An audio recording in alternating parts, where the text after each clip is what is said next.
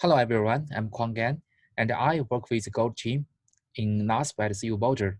Today, I will present some most recent gold observations of Quasi-16-day waves coupling with the atomic oxygen night glow in the ionosphere. Here is the quick outline.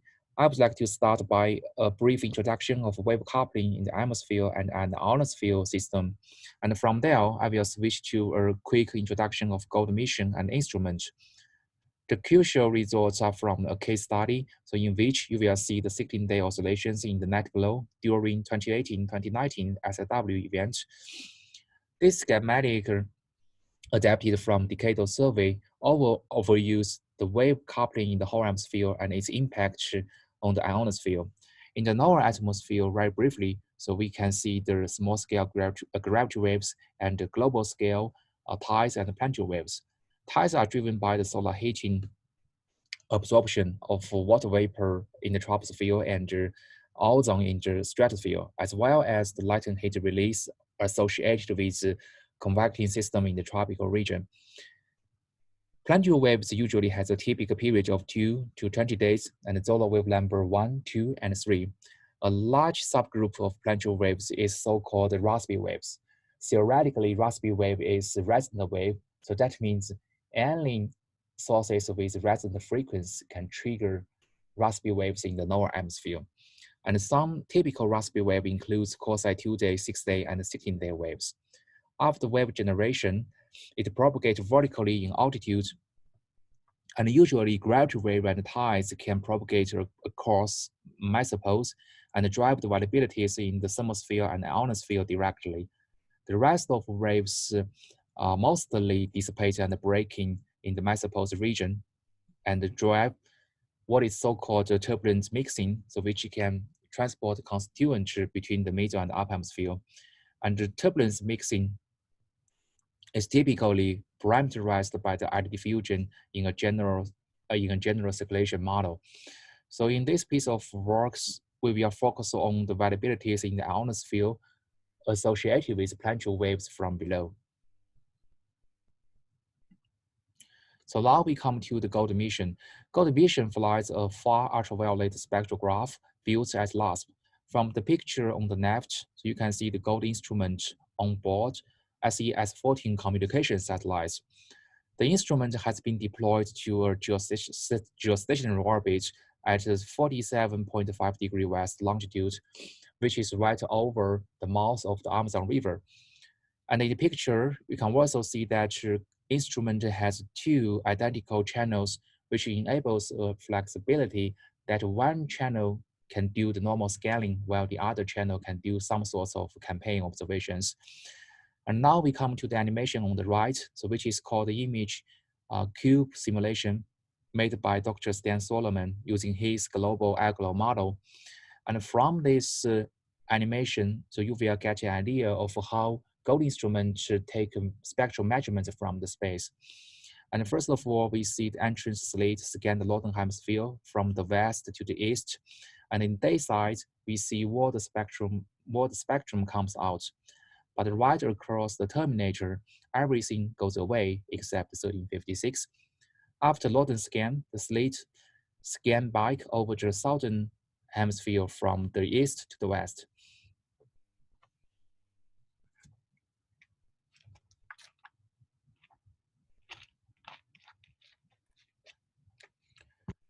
Accomplishing such a global scan typically takes 30 minutes by one channel, but if we use two channels to scan the disk simultaneously, the cadence can go down to the 15 minutes immediately. In the night side, the 1356 emission is mainly from the recompilation of the F region and ionosphere, and is a very good proxy of the electron density in the F region. It's also the data product we have been used for this small piece of work.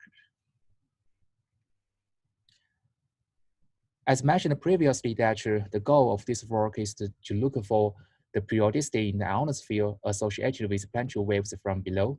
As such, so we have been looking at the northern hemisphere winter time of 2018-2019, so which is December 2018 through the February 2019. And the plot on the top is the Zolo mean and the Zolo mean temperature as function of time. at 60° north latitude and 30 kilometers. And right after the day 22, and we see the temperature increase by 15 to 20 Kelvin over a short period of time. And in the meantime, the solar wind decreased dramatically, and around day 35, it reversed from the eastward to southward. The behavior in the temperature and the solar wind are consistent with a well-defined SW event, so which is the major SW event. And next, we come to the gold 1356 nanometer net glow. And what you see, the bottom left is the gold image in the geomagnetic and in the geographic coordinates. And out of there, we see the two crests of the EIA region stands out, and it stretches from the South America all the way to the Atlantic Ocean. And the plot on the right is the same image, but in the magnetic coordinates. And from there, we see the two crest region are located at around plus 10 degree in the north and the minus 15 degree in the south. Since we have confirmed the SW event in the northern hemisphere stratosphere, and during which usually enhanced planetary waves, especially the long period planetary waves, will get enhanced. So the question is that what kind of the periodicity we can see from the ionosphere. The top plot is the brightness as function of magnetic latitude and the time. The time span are the same as the previous plot. And in the two EIA crest regions, we saw the brightness shows quite a large variabilities over the whole period. And we further performed the principal component analysis to identify the periodicity in the brightness. And it turns out that the first two principal components that are UF1 in panel D and UF2 in panel G accounts for the largest part of the variability. And EOF1 primarily described the variabilities in the crest region. And EOF2 also described the variations in the crest region, but note that the variations are out of phase between the northern and the southern crest. Now we come to the time sequence of EOF1 and EOF2 along with their wavelet spectrum. And very quickly, a prevalent 9 days oscillations has been confirmed from the wavelet spectrum, while in the EOF2, a prominent 16-day oscillations has been recognized by the wavelet spectrum. If we look back to the EOF2 time sequence, we see there are three or four peaks and troughs over this period. The 16-day oscillations is of particular interest to us because the period is very close to a period of the Rossby waves. Since we are talking about the variability in the ionosphere, so which could be driven by either forcing from above or forcing from below. So here we have a closer look into the forcing from above. We use the KP and FChan indices. The blue curve is the KP and the red curve is the FChan. And from the wavelet power spectrum, we see that the KP is dominated by a 24 days oscillations over the first 30 days, as well as persistent and predominant 9 days oscillations in the geomagnetic activity. And we thought that this 9 days oscillation is probably the source of the 9 days oscillations in the brightness between the day 10 and the day 30 in the EOF1. Regarding the F10, so we only see a 24 days oscillations. So from this diagnostics, we can say either KP or F10 doesn't present 16-day oscillations, suggesting that the 16-day oscillations in the ionosphere is not the result of the forcing from above, but rather is very likely connected to the forcing from below. And now we use the same temperature to further trace the wave activities in the mesosphere. The plot on the left is the temperature perturbations as a function of longitude and time at latitude 40 degrees north and height 8 kilometers. And from this plot, we see the significant westward propagating pattern with solar wave number 1. And then we pull out the time sequence at a specific longitude That's what you see, the blue curve in the right in the panel B. With the wavelet analysis, we can see a prominent 16-day oscillations can be confirmed. The red curve superimposed is from bandpass filtering with the cutoff periods of 14 and 17 days. And we see definitely there is a 16-day, quasi-16-day oscillations in the mesospheric temperature. And the crucial point is that, so comparing the 16-day oscillations in the mesosphere and the 16-day oscillations in the ionosphere, they shows a very high temporal correlation. So here is the last plot, which is the brightness residues from the northern and the southern crest. And first of all, we see the orange curve is the northern crest, and the blue curve is the southern crest. And we can see that there's a prominent 16-day oscillations in both the northern and the southern crest. And over the first 30 days, the amplitude goes up to the 10 Rayleigh, and it accounts for the pretty much 50% of the background. The dot line is the percentage difference.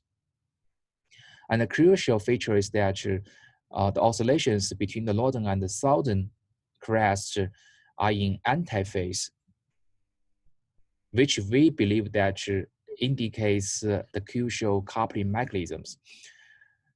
So now we give a little bit of discussion on the driving mechanisms. There are three mechanisms in the waiting list. The first one is the erosion dynamo modulation, which refers to the planetary wave or tides interact with the erosion dynamo rings and generate a polarization electric field and further modulate the vertical ion drift and the averaging ionosphere. If this mechanism played the leading role, so we would expect a more symmetric oscillations between the northern and the southern crests. But in the reality, the northern and the southern or the oscillations in the northern and the southern crest are pretty much out of phase. The second, that means even if the erosion dynamo modulation play a role in transmitting the 16-day periodicity, is not the exhaustive scenario. And the second mechanism is called modulation of averaging field line rings. It gives the scenario that planetary wave, first of all, modulates the tides in the middle hemisphere, and afterwards, the tides continue to propagate into the F region and modulates the field line rings, moving the plasma along the magnetic fields and producing the oscillations in the plasma density. For our specific case, we suggest both two mechanisms should play a role in transmitting the 16-day periodicity from the middle hemisphere into the ionosphere. And the last mechanism is so-called mixing effect due to wave dissipation. From the observation point of view, so one can confirm whether this mechanism works or not. But from the modeling, probably so we can give a further elucidation in the near future. And here's the conclusions. I'm not going to repeat all the points, so which should have been covered previously. This work has been published in a JGR special connection. So from where, so one can not only find this work, but also a bunch of work that have been done by Gold team. If you have any question regarding this work, so feel free to contact me through this email. Thanks very much.